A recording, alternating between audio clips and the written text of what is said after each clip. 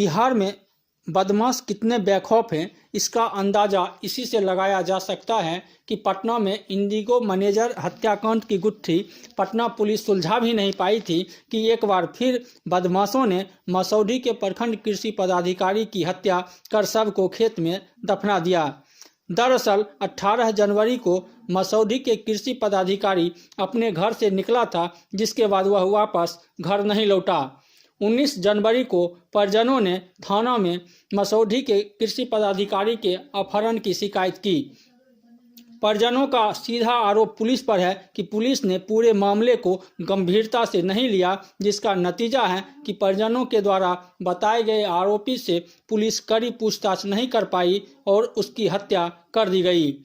Police की माने तो 18 जनवरी को ही जो उनके घर आता था खाद डीलर गोलू कुमार, उसके द्वारा अपने सहयोगियों के साथ मिलकर खुरपी से पीट कर और काट कर उसकी हत्या कर दी गई और खेत में शव को दफना दिया गया। परिजनों का सीधा आरोप है कि गोलू का नाम पहले भी बताया गया था, लेकिन पुलिस ने कोई ठोस कार्रवाई नहीं की, जिसका नतीजा है कि एक सप्ताह बाद उनका शव बरामद किया जा सका। इसके अनुसार रुपये के लेन देन को लेकर इस पूरी घटना को अंजाम दिया गया है, लेकिन जिस तरह से पटना में बेखौफ बदमाश वारदात को अंजाम दिया, लेकिन पुलिस एक सप्ताह तक उसका खुलासा नहीं कर पाई और न ही जो बदमाश इसमें शामिल थे उनकी गिरफ्तारी ही कर पाई। पटना पुलिस की लापरवाही एक बार फिर सामने आई है। मसौढी के प्रखंड कृषि पदाधिकारी पिछले कई दिनों से लापता थे। उसके बाद FIR दर्ज हुआ, लेकिन सवाल सीधा था कि पुलिस ने ढूंढने में काफ़ी समय लगा दिया। हम इस समय पटना के PMCH में मौजूद हैं, जहां कह सकते हैं कि उनके परिजन उनका शव लेकर के आए हैं, उनका पोस्टमार्टम किया जा रहा है। इनके परिजन से हमारी बातचीत हुई, उन्होंने कहा कि अगर समय पर उन्हें ढूंढा जाता और कहीं ना कहीं पुलिस अगर इलेक्ट्रॉनिक्स और साइंटिफिक कॉज पे काम करती तो निश्चित तौर पर उनकी जान बच सकती थी। सवाल सीधा है कि आखिर किडनैपिंग के बाद जिस व्यक्ति के बारे में बताया, गोलू के बारे में, आखिर गोलू को पहले दिन से पुलिस ने कड़ाई से गोलू से पूछताछ क्यों नहीं की।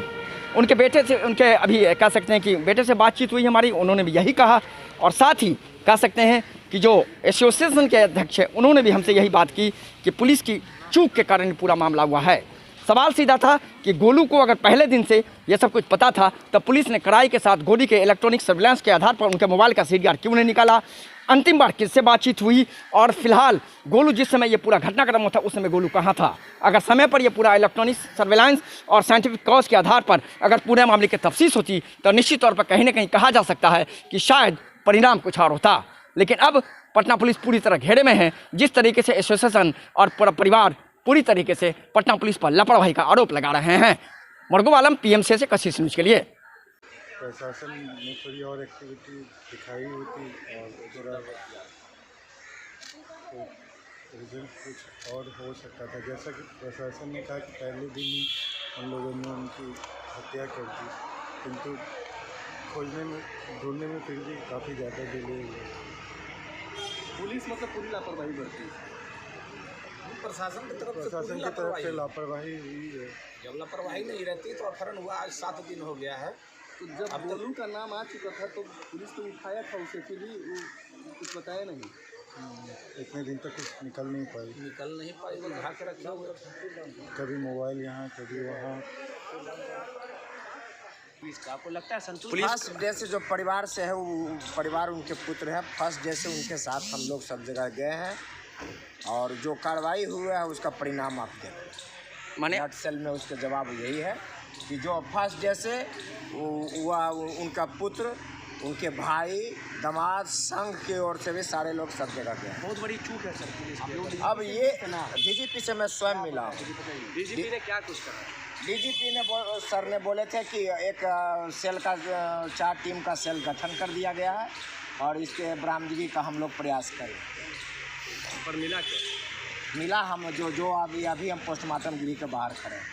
हम लोगों ने जांच किया है, इसमें यह बात पता चली कि जो मृतक हैं वो 18 तारीख को सुबह में चले अपने घर से और जो मेन एक्यूज है, जो मेन कॉन्स्पिरेटर है इस पूरे घटनाक्रम का, वो इनसे बात करता है और ये अपने गाड़ी से, ऑल्टो गाड़ी है, वो गाड़ी से उनको जो है बैठाता है, पिक करता है और इनको लेके जाता है साहेब नगर। वहाँ पर जा कर के ये लोग जो है जैसा कि ये बता रहा है, खुरपी से जो है सर पे वार किया है और उससे जो है उनकी वहाँ मृत्यु हो जाती है।